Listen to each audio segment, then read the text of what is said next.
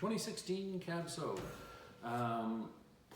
Well, nothing we make is in very large production. This particular vineyard is our home vineyard up on Moyer Road, where it comes from. The 2016, the percentage of Appassimento in it is 20% Appassimento, and those numbers flip year in, year out. Some years it's 20%, some years it's 25, could be 15. Every spring, winemaking has to go through and do a large series of tastings, and we try and balance the flavors. 16 wound up, the magic number was 20%.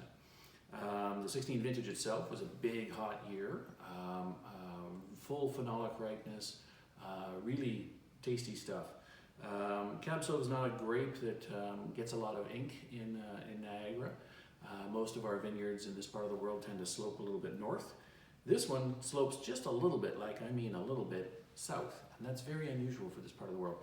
You get maybe 1 or 2 degrees extra heat a day I should say, which doesn't mean much on the day, but if you add those days up through a long growing season like we had in 16, you get fully phenolically ripe Cab Sauv. It's the second wine in our shipment this month I should say. And with our current situation, all of us being at home, spending some quality time with the barbecue, this is a really good match for those kind of big red meats.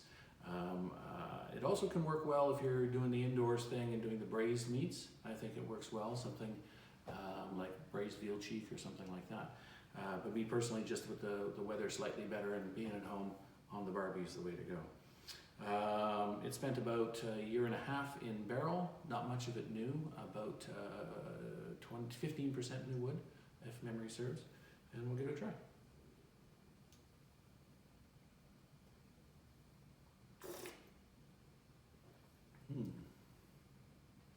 16 is, the thing with Cab Sauv and our wines is it always seems to take a little longer than many of our other wines to come around because it's so dense and tannic off the top.